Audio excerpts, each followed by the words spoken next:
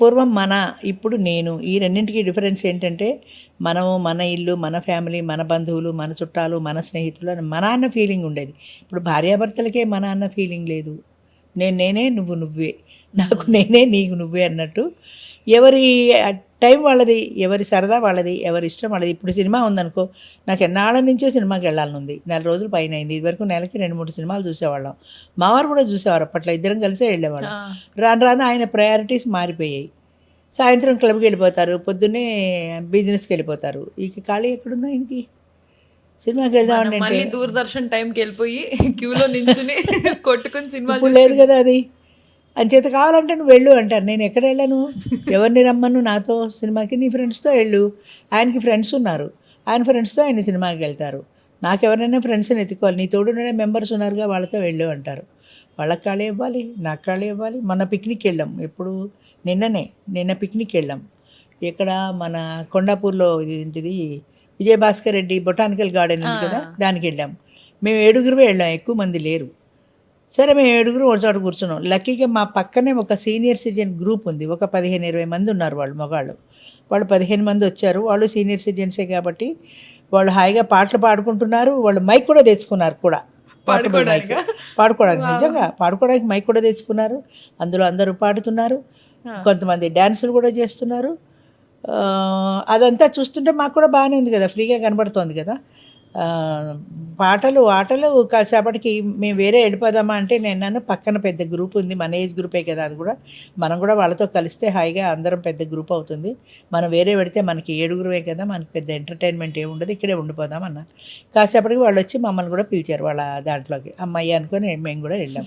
సరే నేను ఏం సోన్సోని పరిచయం చేసుకున్నాను, వీళ్ళంతా మా గ్రూప్ అన్నాము.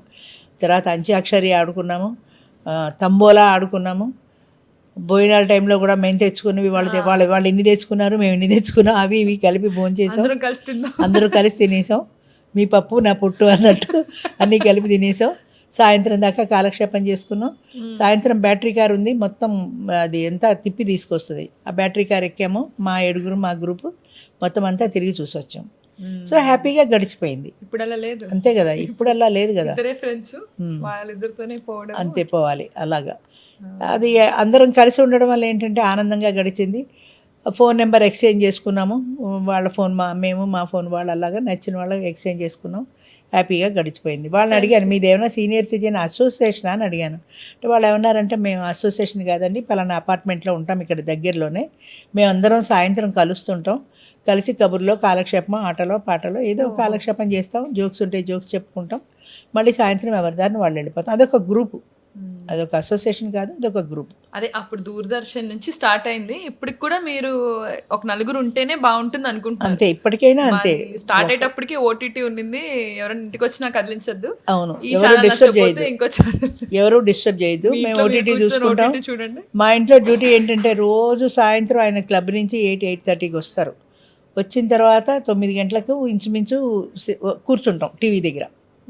నా డ్యూటీ ఏంటంటే పొద్దునుంచి సాయంత్రంలోగా, సాయంత్రం ఆయన వచ్చేప్పటికి ఒక మూవీయో ఒక సీరియల్లో సెట్ చేసి పెట్టాలి. ఒక మంచిది కావాలి. ఆ మంచిది అంటే యంగ్ జనరేషన్ రొమాన్సు అలాంటివి పనికిరావు. అయితే థ్రిల్లర్ ఉండాలి, లేదా ఒక మంచి మెసేజ్ ఉన్నది ఉండాలి.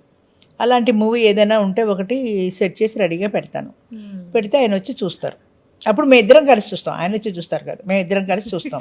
10:30-11కి మూవీ చూడకుండా ఓటీటీ కూడా మళ్ళీ కలిసే చూస్తాము. అది అయిపోయిన తర్వాత 11ంటికి వెళ్ళి పడుకుంటాం. అది మా జనరేషన్ కూడా చిన్నగా వస్తాం అక్కడికి. అవును, ఇంకో 25 ఏళ్ళు పోయాక వద్దన్నా మీరు మా దాంట్లోకి రావాల్సిందే కదా. నాకు ఇప్పుడు అదే, నీ దాంట్లోకి రాలేం కానీ మీరు నా దాంట్లో ఖచ్చితంగా రావాలి. అదే అనిపిస్తుంది నాకు. ఇప్పుడు మీరు ఈ సీనియర్ సిటిజన్ అనే వాళ్ళు అందరూ కలవాలని అనుకుంటున్నారు కదా. మేము 70sకి వచ్చేసరికి మాకు ఎవరు ఉండరేమో, మళ్ళీ మేము ఒక్కటే మళ్ళీ సింగిల్ గా ఓటీటీలు మార్చుకుంటూ ఉండిపోతాం. అదే, అందుకనే ఇప్పటి నుంచి ఒక గ్రూప్ తయారు చేసుకోవాలంటున్నా. అది అలా 10-15 ఏళ్ళు కంటిన్యూ అయితే అప్పుడు పెద్దవాళ్ళు అయ్యాక కూడా ఉంటారు. ఇప్పుడు మనం రిజెక్ట్ చేస్తున్నాం కదా, ఇంటికి ఎవరైనా వస్తే భంగం కలిగించండి, ప్రైవసీ.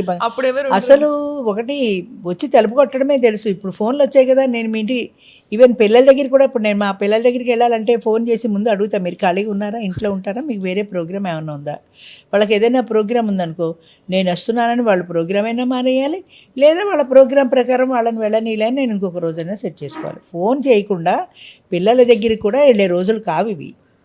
లేదమ్మా మేము బయటికి వెళ్తున్నాం ఇవాళ అంటే సరే రేపు కలుద్దాంలే ఇంకో రోజు కలుద్దాంలే అనుకుంటాం. అంచేత ముందు మనం టైం తీసుకుని వాళ్ళు ఖాళీగా ఉన్నారా లేదా, వాళ్ళకి వేరే ప్రోగ్రామ్ ఏమైనా ఉందా తెలుసుకొని అప్పుడు వెళ్ళాలి. పిల్లలైనా అంతే, పిల్లలు కూడా అంతే. ఇప్పుడు మా దగ్గరికి రావాలంటే అమ్మ మేము రావాలనుకుంటున్నాము, నీకు ఏమన్నా తోడు నీడ మీటింగ్ అది ఏమన్నా ఉందంటే అవునరా రేపు పిక్నిక్ వెళ్ళాలనుకుంటున్నానంటే సరే అయితే తర్వాత వస్తాంలే. పిల్లలైనా పెద్దలైనా కమ్యూనికేషన్ లేకుండా రావడానికి లేదు. ఇంతకుముందు తలుపు కొట్టేసుకుని వచ్చేసి అంటే వచ్చేయడమే, అసలు ఫోన్లు లేవు కదా ఇది వరకు. చేపలు వేసేసి రెడీగా పెట్టుకుంటే కూర్చోవడమే తెలుసు. స్నాక్స్ ఇచ్చేసి తినేసి అబ్బో, అది కూడా ఒక రకంగా బాగుండేది అనిపిస్తుంది నాకైతే. అంటే దీనివల్లే కదా లోన్లీనెస్. పూర్వము అంటే ఒక ఆ బిలాంగింగ్నెస్ ఉండేది, ఆ కన్సర్న్ ఉండేది.